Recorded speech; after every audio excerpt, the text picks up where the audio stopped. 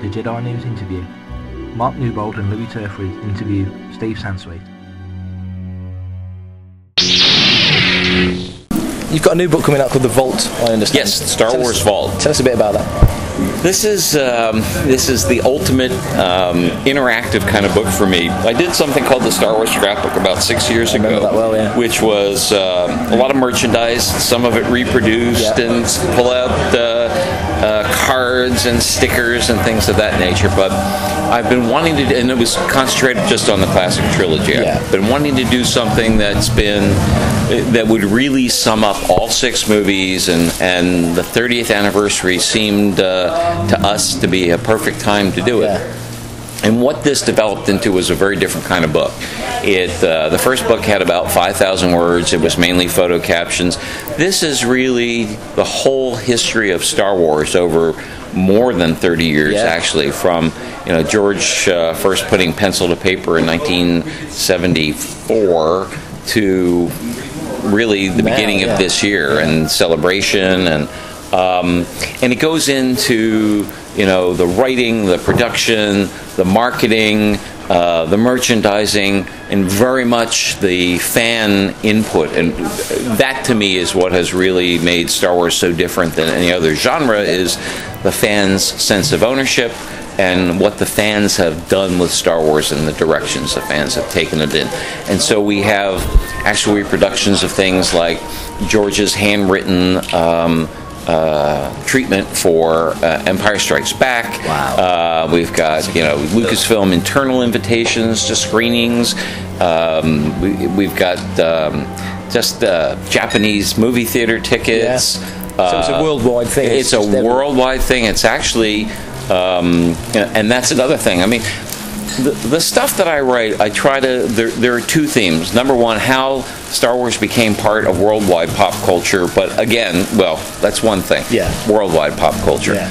And the many things that Star Wars has led to, the changes not only in movie technology, but movie marketing, merchandising, licensing, and things of that nature.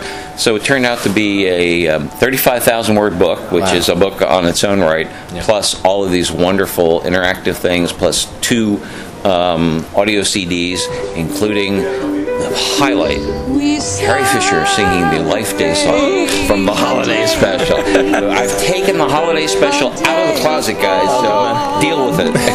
What's your opinion on the Holiday Special? It's unwatchable. It's totally unwatchable. I mean, I've tried numerous times. There's a certain kitsch factor, of course. I think kitsch was invented for that. I think it was, and George has always been embarrassed by it, but he's not responsible for it. He was busy, working on the beginning of Empire. Yeah. It was Fox, and it was the company they hired, and they just made a lot of miscues on the thing, and you can see how uncomfortable people like Harrison Ford are in doing the thing and that. So there won't be a holiday special too? I don't think so. I think it's a pretty safe bet. It still has become a fan collectible, though, hasn't it? It has, and people still say, "Are you going to officially release it on DVD?" It's got to be an Easter egg on something one day, doesn't it? As I said, we're using it more and more. I've got a couple of spreads on it in the book, and the luggage tag that we sold at Celebration 4 was actually a photo from the Holiday Special, and so we're. I was going to say it's not like it's going to bring the whole house of cards tumbling down there, is it? No. What would you say is the most interesting piece in the collection? In my collection? For your own interest. Changes by the day, actually. I mean, it's the lightsaber T-shirt now, obviously. But the problem is, I get something new and I get really excited about it, and then I get something even newer, and I love different areas of it. I love the cards and completing a collection of cards.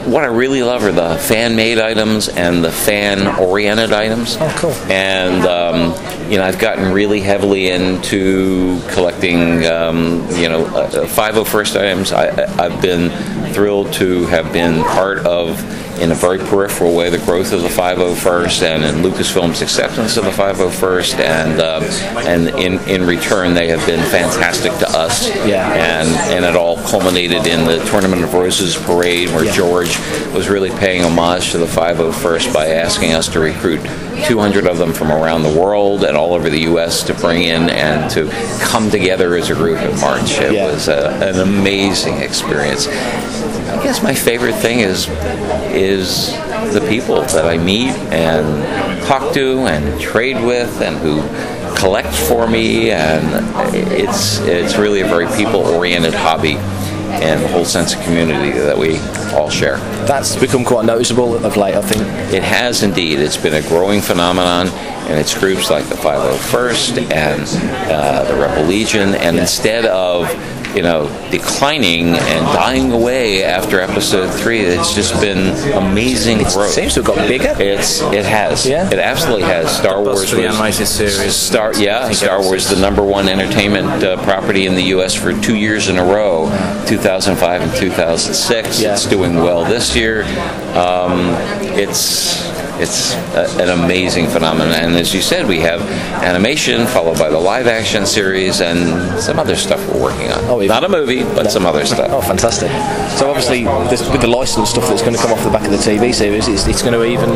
Yeah, I think we're going to start seeing some licensed merchandise for the Force Unleashed. The companies that are licensees are very excited by it, and the game itself is fantastic. Yeah, it looks great. And then we'll start to have merchandise from the animated Clone Wars, and then the live action series will follow hopefully in 2009 or 2010.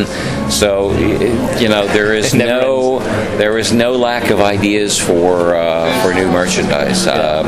But the main the media, the story, that all has to be good. Otherwise the merchandise fails. If you're not buying merchandise if you have something out there that you're not enjoying.